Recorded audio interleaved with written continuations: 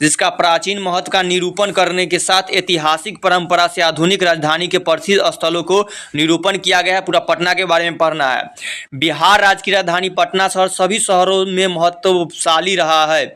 जो पटना है इसका पुराना नाम था पाटलिपुत्र। आगे आएगा कि क्यों इसका पटना नाम पड़ा, किसके गांव से इसका, और दूसरा क्या नाम है, कुसुमपुर कैसे, ऐसे सब के तब अजीमाबाद के हैं। तो अभी खाली में बताया जा रहा है कि जो पटना के बारे में पढ़ना है, संस्कृत में इसको पाटलिपुत्र कहा जाता था। पाटलिपुत्र कहे या पटना कहता है, पटने के बारे में पढ़ना है। ये किसकी राजधानी है, तो बिहार राज्य की राजधानी पटना है, वह शहर के बारे में पढ़ना है। बिहार राजस्य, संस्कृत में लाइन लिखा है बिहार राजस्य राजधानी पाटलिपुत्रम सर्वेश कालासु महत्तम, जिसका मतलब है बिहार राज्य की राजधानी पटना शहर सभी समयों में महत्वशाली रहा है। इसका इतिहास 2500 वर्षों का है। पूछता है कि पटना का इतिहास कितना पुराना है, 2500 वर्षों। यहाँ धार्मिक स्थान भी है, धार्मिक मतलब मंदिर उंदिर भी है, राजनीतिक स्थान भी है कि नेता उता भी रहता है, और औद्योगिक स्थान भी है कि कुछ छोटा मोटा कल कारखाना भी है। वैदिक से विदेशी यात्री, यहाँ पर विदेशी यात्री भी आया है कि दूसरा देश के आदमी भी पटना में आया। कौन कौन, 5 गो आदमी है, 5 के नाम है। एक का नाम है मेगास्थनीज, दूसरा का फाहियान, ह्वेनसांग तथा इतसिंग, 4 गो हुआ। दूसरा देश की उस समय में जहिया बहुत था तैया कौन कौन आया था, पुराने समय में कौन कौन विदेशी यात्री आया था, तो ये मेगास्थनीज आया था, फाहियान आया था, ह्वेनसांग आया था, इतसिंग आया था। जो पटना के बारे में ग्रंथ में लिखा, किताब में आया था, घूमता था, किताब में लिख देता था, बहुत फेमस होता उसका ग्रंथ। आगे, प्राचीन भारतीय नगरों में अग्रणी पटना गंगा किनारे बसा विचित्र महानगर है। कहा गया कि पटना शहर है जो गंगा किनारे बसा हुआ है। उससे बगल से पूछो पटना कौन शहर के किनारे बसा हुआ है। हाँ, गंगा ने, ध्यान से सुन रही है ना, ठीक, बेंच न खखरना, ध्यान के भी दिखाई दिया, हमको लगा कि तो ध्यान कहीं और होगा। ठीक है, तब लिखल है प्राचीन भारतीय नगरों में अग्रणी पटना गंगा किनारे बसा हुआ विचित्र महानगर है। गंगा के बगल में जो नदी बहती है गंगा किनारे है। इसके विषय में दामोदर गुप्त नामक कवि ने कुटुनिम्त ताख्य काव्य में कहा है। दामोदर गुप्त हुए वो किताब लिखे जिसका नाम था, वो कवि है कुटुनिम्त ताख्य। इसमें क्या लिखे हैं से आगे है, पृथ्वी पर पाटलिपुत्र नामक एक नगर शिक्षा और वैभव की दृष्टि से अति गौरवशाली इंद्रलोक के समान है। अब पटना के बारे में दामोदर गुप्त किताब लिखे, उसमें कहे हैं कि पटना जो होगा, जो पृथ्वी पर एक नगर होगा जो शिक्षा के मामले में यानी पढ़ाई के मामले में और वैभव के मामले से दृष्टि से इंद्र के समान होगा। आगे इतिहास में सुना जाता है पटना के बारे में कि भगवान बुद्ध के समय में गंगा नदी के तट पर पाटली नामक ग्राम अवस्थित था।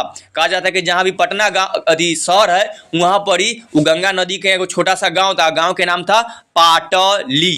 गांव के नाम क्या था, पाटली। पाटली नामक गांव था किसके समय में, तो गौतम बुद्ध के समय में।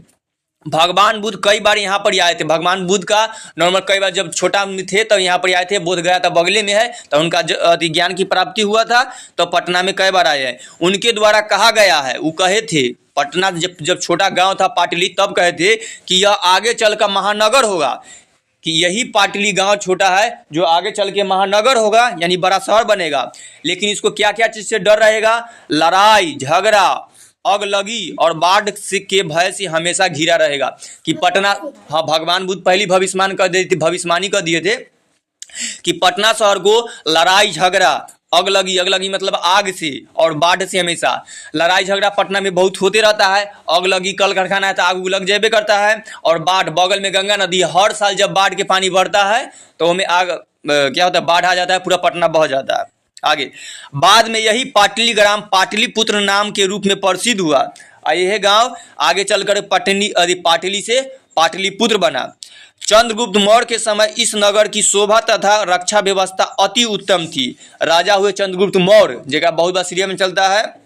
उनके समय में शोभा तथा रक्षा व्यवस्था अति उत्तम ही। पटना के शहर के बहुत शोभा बढ़ा, मतलब कोई चीज़ बहुत अच्छा होगा तो उसका शोभा बढ़ेगा। जैसे घर में बहुत सारा कुछ लगा देने तो घर के शोभा बढ़ जाता है, उसी पटना में बहुत फेमस हुआ तो शोभा बढ़ा। और रक्षा व्यवस्था भी उत्तम हुआ कि वहाँ की देख रेख भी सब ठीक ठाक रहा, जिसका वर्णन यूनानी राजदूत मेगास्थनीज ने किया है। जो मेगास्थनीज आया था पटना, वो किस देश का था, तो यूनान के था, और अपनी आत्मकथा, वो अपनी एगो आत्मकथा लिखा था जिसमें वर्णन किया है।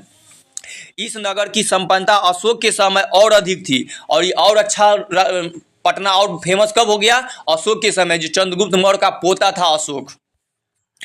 बहुत समय तक पाटलिपुत्र की प्राचीन शिक्षा परंपरा चलती रही।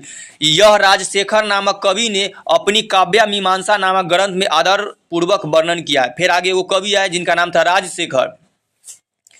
राजशेखर अपने कविता नामक ग्रंथ लिखे हैं, काव्य मीमांसा नामक ग्रंथ लिखे है, उसमें आदर पूर्वक वर्णन किया पटना के बारे में। सब क्या क्या लिखे आगे देखिए।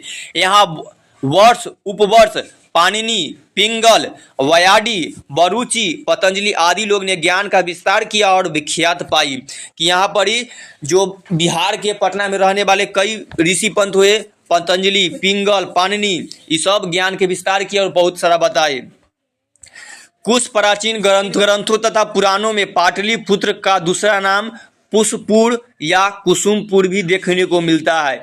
कुछ पुराना ग्रंथ है, उसमें पटना का पुराना नाम, पाटलिपुत्र का पुराना नाम मिलता है पुष्पपुर या कुसुमपुर। क्यों मिलता है? इससे पता चलता है कि नगर के समीप फूलों का उत्पादन अधिक होता था, यानी कुसुम के फूल के ज़्यादा, तो कुसुमपुर। अब फूल को इसी पुष्प बोला जाता है, तो पुष्पपुर, कुसुमपुर या पाटलिपुत्र पटना का पुराना नाम है। और दूसरा अजीमाबाद भी कुछ कुछ कहा जाता है, लेकिन इसमें अमीजाबाद का नाम अगले इस नगर में आगे लाइन में है। पाटलिपुत्र शब्द भी गुलाब फूलों के नाम का आश्रय लेकर रखा गया है, ऐसा पुतलिका रचना में वर्णित है। ये पाटलिपुत्र का शब्द गुलाब के फूलों से लिखा गया है। कौन किताब में है? तो पुतलिका किताब में लिखा गया है। गुप्त वंश के शासन काल में इस नगर में शरद ऋतु में कौमुदी महोत्सव अति प्रचलित था। ये गुप्त काल के समय में, गुप्त वंश हुआ उसके समय में पटना में वो महोत्सव मनाया जाता था, यानी कि त्योहार या मेला, जिसका नाम था कौमुदी महोत्सव, जो बहुत प्रचलित। कब मनाया जाता? शरद ऋतु में, ठंडा के समय में। आज के समय के क्या है, जैसे अभी दुर्गा पूजा मनाया जाता था, उसी की तरह सेम के तरह का पहले का नाम था कौमुदी महोत्सव। जो आज के समय में दुर्गा पूजा मनाया जाता है, वही होता था पहले कौमुदी महोत्सव के नाम से। इस अवसर पर लोग अति प्रसन्न रहते थे। इस समय दुर्गा पूजा के अवसर पर वैसा ही दृश्य देखने को मिलता था, जैसे दुर्गा पूजा पर अभी देखते हैं हम लोग, उसी तरह कौमुदी महोत्सव पर होता था।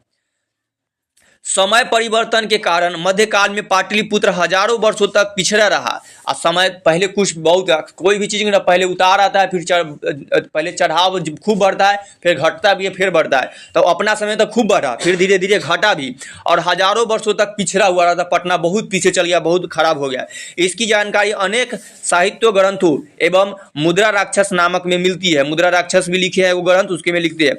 मुगल शासक काल में इस नगर का विकास हुआ तथा अंग्रेज शासन काल में इस नगर की काफ़ी विकास हुई। और फिर मुगल आया, उसमें भी थोड़ा सा विकास हुआ, सब फिर प्रसिद्ध हुआ, कानून हुआ। फिर अंग्रेज लोग आया, उसमें भी फेमस हुआ। यह नगर मध्यकाल में ही पटना नामक से प्रसिद्ध हुआ, और फिर यही धीमे धीमे यह पटना नाम से फेमस हो गया है। पाटलिपुत्र से पटना गया।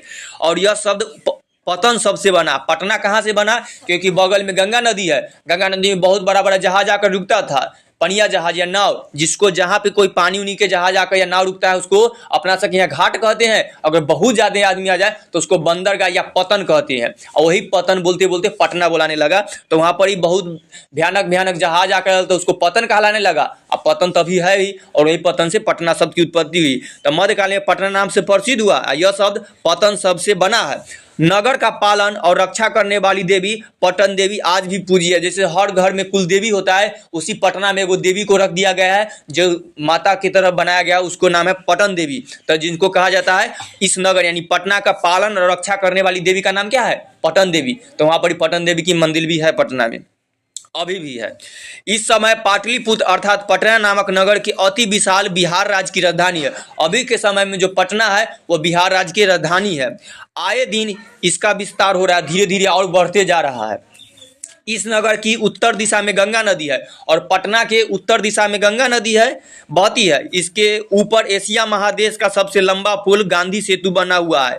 और यही पटना पुल जिसको कहते हैं, उसी को दूसरा नाम है गांधी सेतु। रियल नाम गांधी सेतु है, लेकिन सब पटना को जोड़ता है, इसलिए पटना पुल कहते हैं। और ये गांधी सेतु जो बना हुआ है यानी पटना पुल, कौन नदी पर बना हुआ है? तो गंगा नदी पर। तो इसीलिए कहा एशिया महादेश का सबसे लंबा पुल बना हुआ है गांधी सेतु, ये पहले था, अभी के समय अब तो दूसरा पुल हो गया, दूसरा नंबर पर आता है, लेकिन जहिया किताब लिखा गया तो यह पहला नंबर पर था। तो महादेश का सबसे लंबा पुल गांधी सेतु बना हुआ है। और रेल पुल का निर्माण हो रहा है, अब रेल पुल बन भी गया है। आपको कि पटना जाना होता है तो ट्रेन से जाता है दानापुर, तो रेल पुल बना हुआ है। हाजीपुर से दानापुर का ट्रेन, तो रेल पुल का निर्माण हो गया। तैयार लिख रहा था कि हो रहा है, अब हो गया। आगे पढ़ते हैं।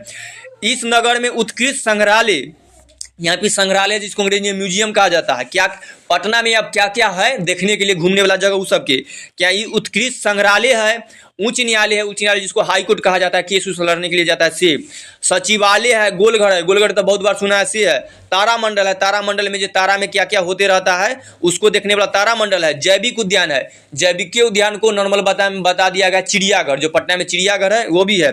मौर्यकालिक अवशेष है कि चंद्रगुप्त मौर्य का महल उहल छोटा मोटा जो इलाका है से बना हुआ है। महावीर मंदिर है, अभी पटना जंक्शन है उसके सामने महावीर मंदिर है, महावीर जी के भगवान के बजरंगबली के मंदिर है।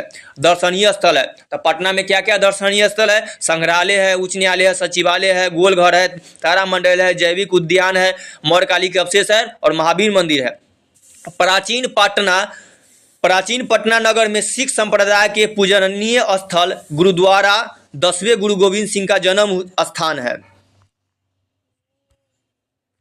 तब प्राचीन पटना नगर में सिख संप्रदाय, देखो धर्म होता है जैसे हिंदू मुस्लिम, सिख धर्म है। सिख धर्म में 10 गो टोटल गुरु है। तो सबसे अंतिम जो गुरु हुए जिनका नाम था गुरु गोविंद सिंह, उनका जन्म भी पटना के पटना साहिब में हुआ है। वहाँ भी सिख धर्म का गुरुद्वारा बना हुआ है। जैसी गाय घाट के सामने उतरते थे उजला के दिखाई देता है, वही है सिख धर्म के 10वें गुरु गुरु गोविंद सिंह का जन्म स्थल, और वहीं पर भी गुरुद्वारा बना हुआ है। इसीलिए क्या कि पटना नगर में सिख संप्रदाय के पूजनीय स्थल गुरुद्वारा जो 10वें गुरु गोविंद सिंह का जन्म स्थान है। इसलिए पूछा कि 10वें गुरु गोविंद सिंह का जन्म कहाँ हुआ है, तो पटना में। पटना में किस सिख धर्म के गुरु का जन्म हुआ है, तो गुरु गोविंद सिंह का जन्म हुआ है। यहाँ देश के विभिन्न क्षेत्रों के तीर्थ यात्रा दर्शन के लिए आते हैं। यहाँ बहुत दूसरा देश के लोग भी घूमने आता है। अब पटना है, गया है और सिख धर्म के स्थापना तो घूमे भी आता है। इस प्रकार अब खत्म हो रहा है। इस प्रकार पाटलिपुत्र तो प्राचीन काल से आज तक विभिन्न क्षेत्रों में वैभव धारण किया है और संग्रहालय के समय समान दर्शनीय है। पर्यटन की दृष्टि से यह नगर अति महत्वपूर्ण है। पर्यटन मतलब होता है घूमने वाला, तो घूमने के अनुसार से बहुत महत्वपूर्ण है और बहुत लोग घूमे आता है।